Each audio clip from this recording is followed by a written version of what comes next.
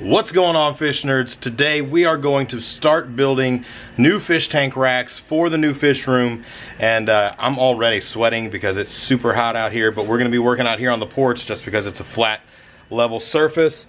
And we've got our boards, we've got our screws, clamps, tools, spray paint, because I'm going to paint these things black and get them looking sharp. We've got tanks to set on there and make sure everything's fitting good. So before we get started real quick, I do want to give a big shout out to flipaquatics.com. They're our channel sponsors. I want to thank them in a big way for helping to make this possible, them supporting the channel. I mean, wood and stuff isn't free, so because of them supporting the channel, we're able to do this kind of stuff, and so big shout out to them. Go check them out, flipaquatics.com. They are the #1 source for freshwater aquarium shrimp in the entire United States. They've got awesome quality, awesome customer service, and we're super proud to be sponsored by them. I mean, Rob was my buddy before he was a sponsor. They're good friends of ours.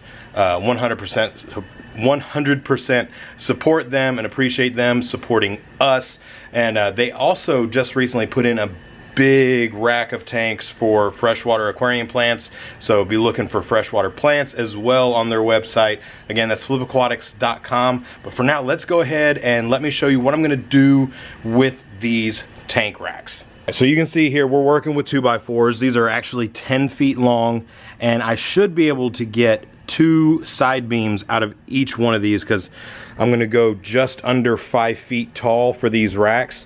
I'm going to do 3 tanks per rack. We're going to be working on 20 tall tanks today. That's what these are. These are my 2 of my 3 20 tall tanks, and I've got to drill those as well, but for now we're just building the tanks. And so I want 3 of those stacked high. Now when you're working with stacking 3 high, you have to decide whether you want to get on your tiptoes or on a step ladder in order to see all of the top tank, or whether you want to squat down or kneel down in order to see all the details of the bottom tank. I'm only 5'8", and I don't want to get on a step ladder every time I see my fish. I'd much rather just, you know, kind of get down like this, easy peasy. And so the bottom tank is only going to be about 3 inches off the ground, and I'm going to get started on this, and I'll show you all the steps I take along the way to make sure that the whole tank is turning out right, that we have enough support, and that everything's symmetrical and level and all that stuff. Let's get started. All right, so cutting is done. Let's take a look at what we've got here. We've got 4. I've got a peeper. That's my nephew. My sister's here helping my wife paint. So we've got 4 of these 59-inch boards, just 1 inch less than 5 feet high. These are going to be our side beams for the rack. So 4 of those. We've got 6 each of 13-inch long and 24.5-inch long. Reason for that, the tank itself is 24.25 inches long, so I just gave myself an extra 1/4 inch so we can fit that tank in there without having to really squeeze it into the rack. And it's 12.5 inches deep, so I made these 13, so we've got a little bit of leeway. So now that we got that all cut, I'm going to take 2 of these and 2 of these, and I'm going to use some clamps to form up my base and screw that together, and we will build the rack up from there. Alright, here's our base, and this is what the tank is going to sit on. I tried using the C clamps I got here. There are better clamps for the job than these, but these were cheaper, so this is what I got to work with. But we did get this done. I didn't use the clamps. I ended up just using 2 of these little pieces of scrap wood to square up the corners, and just put 1 screw in each corner until we made sure everything was level. And once I was sure that everything was squared off and nice and level, then I put 1 more screw into each corner, so that way we can't have any twisting or warping and getting out of square. So now this guy is ready to go, and we are ready to mount our main beams to the sides of this. We're going to put 1 on each corner. Alright, so now for these main beams, all I'm going to do is I'm going to stand it up here next to the base, and then I'm going to use a C clamp to clamp it down into place where it's not going to move around.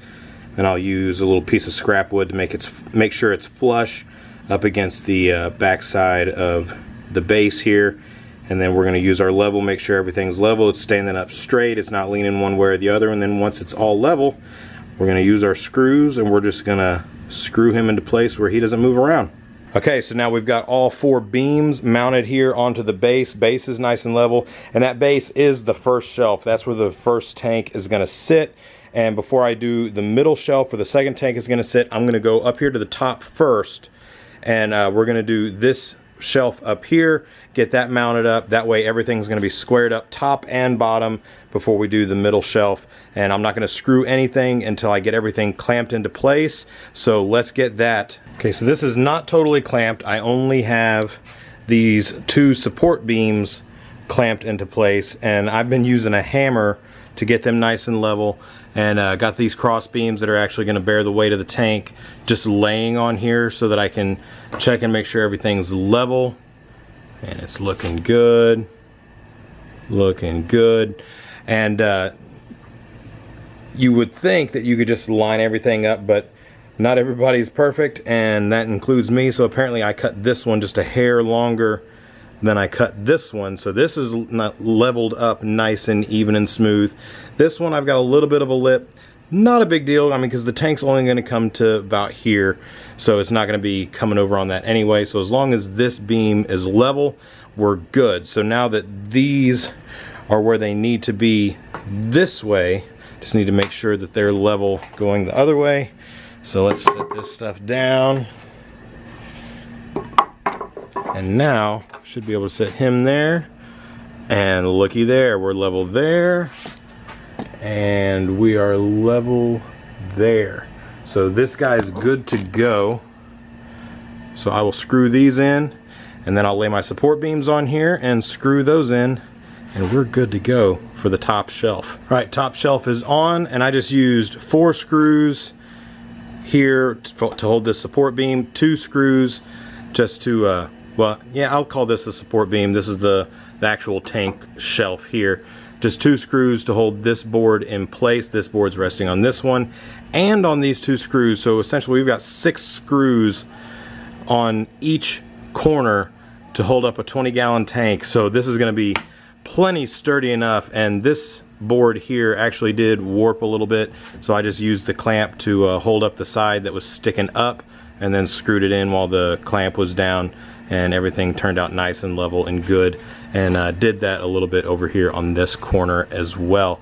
So now it is time to measure from the bottom. I'm going to go 26.5 inches up to the bottom of this. So where you see this intersection where this board meets this board, I want that to be 26.5 inches above these bottom boards. So that'll give me roughly 10 inches or so above each tank, obviously excluding the top tank, which we'll have from here to the ceiling.